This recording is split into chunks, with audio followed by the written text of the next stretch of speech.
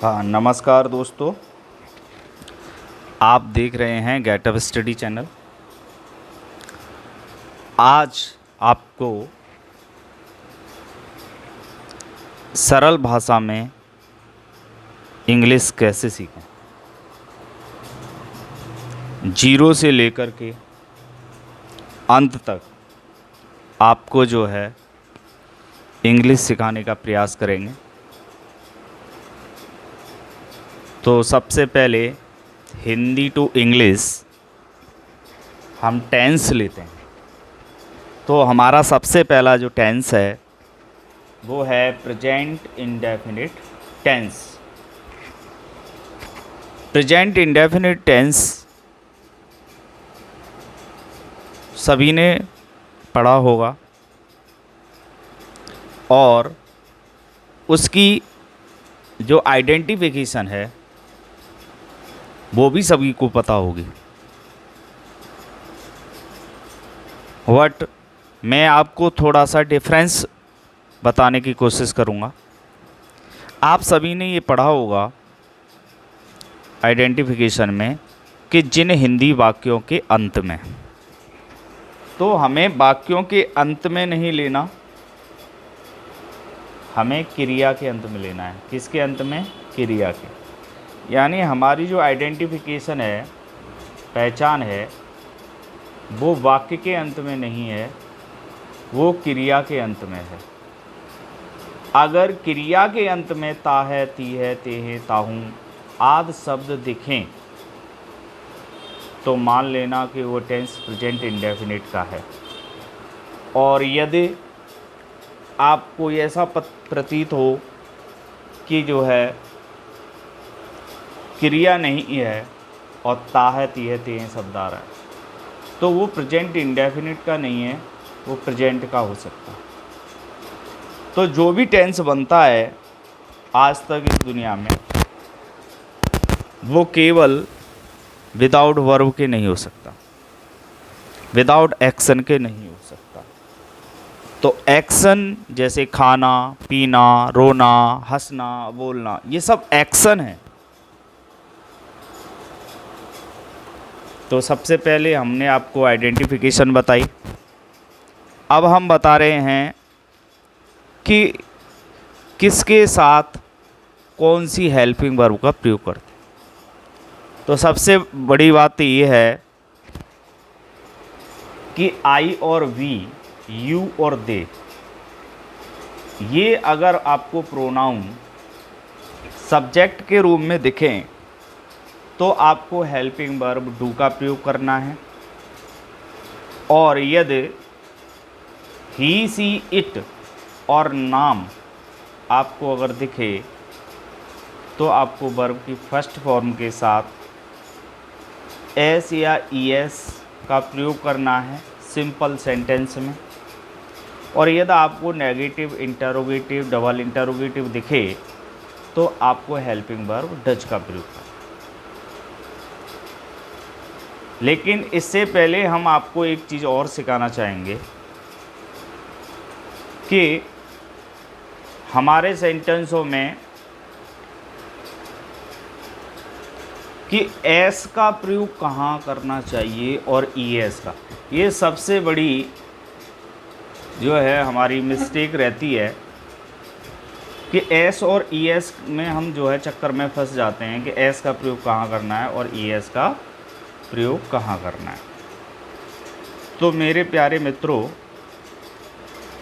जहाँ पर आपको एक्शन में वॉवेल दिखे, ए दिखे, ई दिखे, आई दिखे, ओ दिखे, यू दिखे, ठीक है, इसके अलावा आपको एस एच दिखाई दे, ओ एक्स दिखाई दे, सी एच दिखाई दे, डबल एस दिखाई दे और जेड दिखाई दे, ये शब्द अगर आपको दिखाई देते हैं वर्ड्स किस में? एक्शन में, तो वहाँ पर ई एस लगाना है। जैसे हम आपको एग्जांपल में समझाएंगे। जैसे हमारा एक्शन है गो, गो में क्या दिखाई दे रहा है? अंत में गो में क्या दिखाई दे रहा है? गो में हमें दिखाई दे रहा है ओ। इसकी वजह से इसमें क्या ऐड हो जाएगा? ई एस ऐड हो जाएगा। और देखते हैं एग्जाम्पल, जैसे आपको टीच, TEACH, क्या दिखाई दे रहा है इसमें से? CH दिखाई दे रहा है। तो CH दिखाई दे रहा है तो यहाँ पर क्या लगेगा? ES लगेगा। तो आई होप आपको समझ में आ गया होगा। यदि हमारा सेंटेंस सिंपल है, अफर्मेटिव है, पॉजिटिव है, तो सब्जेक्ट सिंगुलर होने पर वर्ब में एस या ES का प्रयोग करते हैं, और किसी के साथ एस या ES का प्रयोग नहीं होता है। और एस का यूज कहाँ पर होता है? इसके अलावा जो वर्ड्स दिखाई दें, जैसे कॉन्सोनेंट दिखाई दे आपको, जैसे ईट है, ईट माने क्या होता है? भोजन करना। तो अंत में आपको क्या दिखाई दिया? टी दिखाई दिया।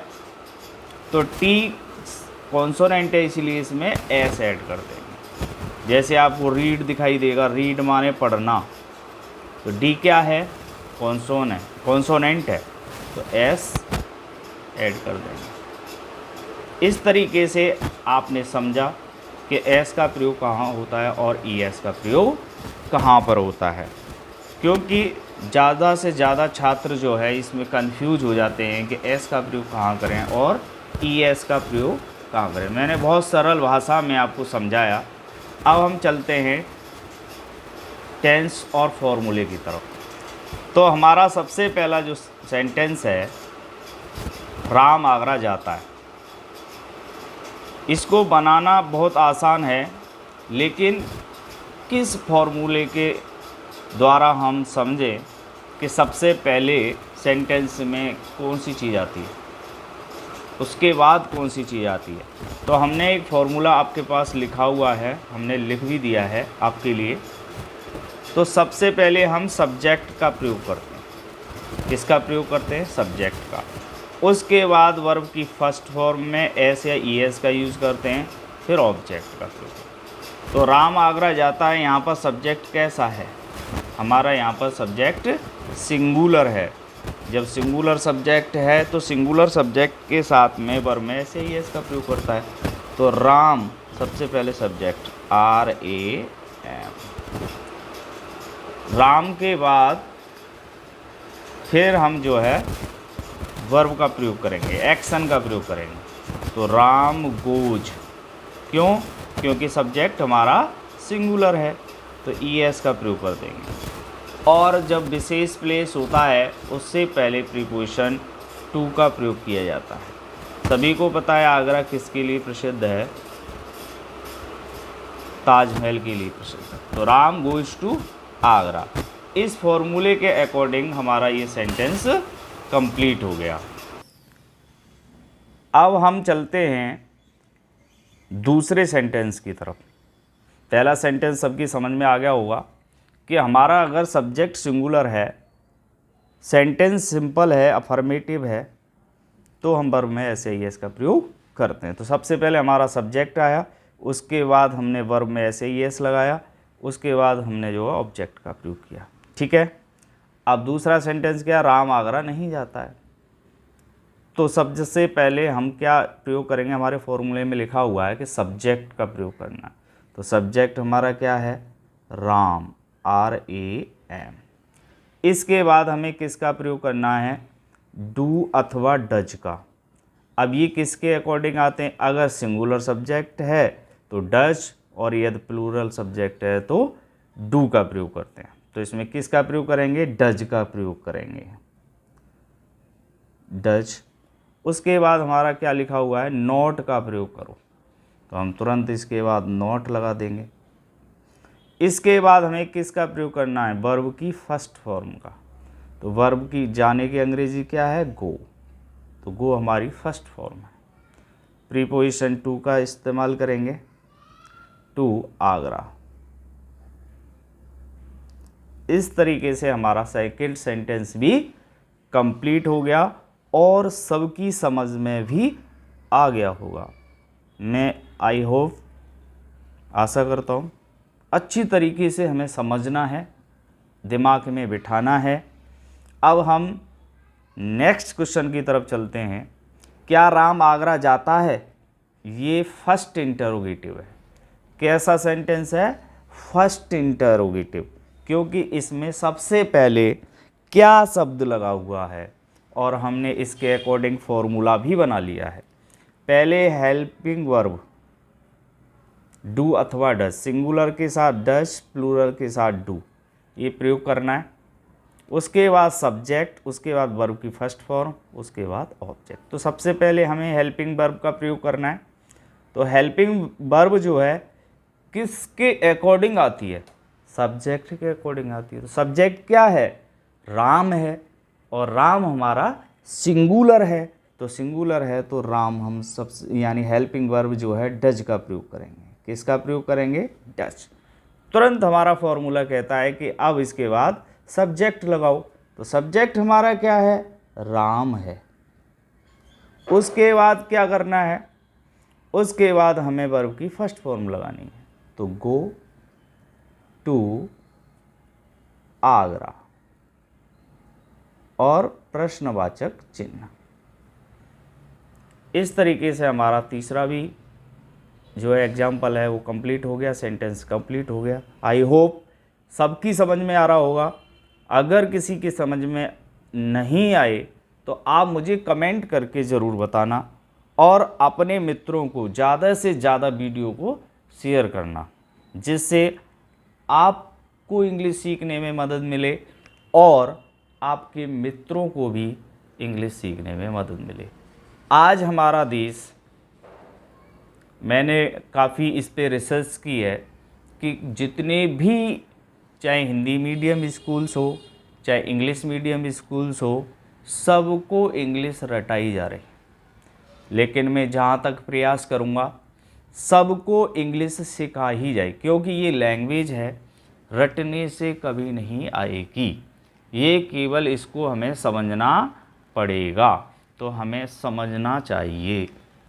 ठीक है, पूरा प्रयास टेंस की तरफ, पूरा कम्युनिकेशन, इंग्लिश बोलना, इंग्लिश सीखना, इंग्लिश रीडिंग करना, ये सारा कुछ मैं सिखाऊंगा। ठीक है, अब चलते हैं नेक्स्ट की तरफ। क्या राम आगरा नहीं जाता है? ये नेगेटिव है इंटरोगेटिव का, और उस आपके सामने फॉर्मूला भी है। पहले डू डज, यानी सिंगुलर के साथ डज, प्लूरल के साथ डू, सब्जेक्ट, फिर नॉट, फिर वर्ब की फर्स्ट फॉर्म, फिर ऑब्जेक्ट। तो इसके अकॉर्डिंग जैसे फॉर्मूला हमें बताता चले हम यहाँ पर राइट करते चलेंगे। तो सिंगुलर सब्जेक्ट के साथ हमारा डज आएगा, क्योंकि हमारा पहले भी आ चुका है। उसके बाद हम सब्जेक्ट लगाएंगे, क्या है हमारा? राम है, यानी इसके बाद में फिर हम नॉट लगाएंगे। फिर इसके बाद वर्ब की फर्स्ट फॉर्म है गो। फिर उसके बाद ऑब्जेक्ट है, प्रीपोजिशन टू का प्रयोग करेंगे आगरा, और प्रश्नवाचक चिन्ह लगाना ना भूलें, क्योंकि जब इंटरोगेटिव की बात आती है, प्रश्नवाचक वाक्य की बात आती है, तो उसमें प्रश्नवाचक साइन का यूज होता है। जब हम साइन ही नहीं लगाएंगे तो कैसे आइडेंटिटीज होगी कि ये जो है इंटरोगेटिव सेंटेंस है। हर चीज़ की एक आइडेंटिटीज होती है, एक पहचान होती है। तो अब हम जो है 5 सेंटेंस की तरफ चलेंगे। 5 सेंटेंस हमारा क्या है? राम आगरा क्यों जाता है? तो सभी बच्चों ने, सभी मित्रों ने इसको पढ़ा होगा। ये डबल इंटरोगेटिव नाम से पुकारा जाता है। इसका नाम डबल इंटरोगेटिव क्यों रखा गया? इसकी वजह ये है कि जब फर्स्ट इंटरोगेटिव आता है तो सेंटेंस से पहले क्या लगा होता है, और जो क्या शब्द जो है उसे इंटरोगेटिव बना देता है, प्रश्न करना सिखाता है। और डबल इंटरोगेटिव में जो हमारे WH वर्ड्स होते हैं, इंटरोगेटिव वर्ड्स होते हैं, वो सेंटेंस के बिटवीन में आते हैं, और जब वो बिटवीन में आते हैं तो वो वर्ड्स जो है सेंटेंस के माध्यम से प्रश्न करते हैं। जैसे हमने पढ़ा राम आगरा क्यों जाता है, अब इसने क्यों शब्द लगाया, तो ये जो क्यों शब्द है ये हमें ये बतलाता है कि हम राम से प्रश्न कर रहे हैं, राम आगरा क्यों जाता है भाई? तो कारण है, किसी काम से जाता होगा तो प्रश्न है। तो सबसे पहले हम यहाँ पर फॉर्मूले में लिख चुके हैं कि WH वर्ड का इस्तेमाल करो। तो WH वर्ड क्या है, क्यों, और क्यों की अंग्रेजी सभी मित्रों को पता होगी, वही आती है WHY।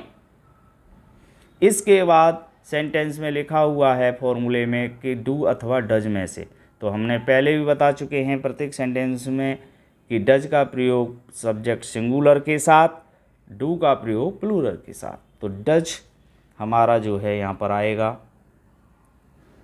तुरंत उसके बाद यहाँ पर सब्जेक्ट लिखा हुआ है फॉर्मूले में, सब्जेक्ट लिख दो। उसके बाद वर्ब की फर्स्ट फॉर्म गो, उसके बाद प्रीपोजिशन टू यानी ऑब्जेक्ट आगरा और क्वेश्चन मार्क। अब हम चलते हैं अंतिम क्वेश्चन की तरफ। तो अंतिम क्वेश्चन हमारा क्या है, WH वर्ड का नेगेटिव यानी डबल इंटरोगेटिव का नेगेटिव। तो डबल इंटरोगेटिव का नेगेटिव कैसे बनाते हैं, आपके सामने फॉर्मूला भी है। WH वर्ड सबसे पहले लिखते हैं यानी WHY, वाई यानी क्योंकि अंग्रेजी। उसके बाद हेल्पिंग वर्ब डज, तुरंत उसके बाद सब्जेक्ट राम, तुरंत उसके बाद नॉट, वर्ब की first form go to Agra, question mark. तो ये आई होप सबकी समझ में आ रहा होगा किस तरीके से हम जो है क्वेश्चन को बना सकते हैं, हिंदी से इंग्लिश में कैसे ट्रांसलेट कर सकते हैं। ये हमारी क्लास फर्स्ट थी। हमने बहुत आसान भाषा में आपको प्रेजेंट इंडेफिनिट टेंस के सेंटेंस को इंग्लिश में कन्वर्ट कराना सिखाया। अगर इसमें कोई भी अगर आपको डाउट लगता हो या आपको कोई चीज़ समझ में नहीं आ रही हो तो आप हमें कमेंट के माध्यम से बता सकते हैं। हम आपका जो डाउट है उससे पूर्ण रूप से क्लियर करने की पूरी कोशिश करें। बहुत बहुत धन्यवाद, आपने समझ में आ गया होगा। Thank you.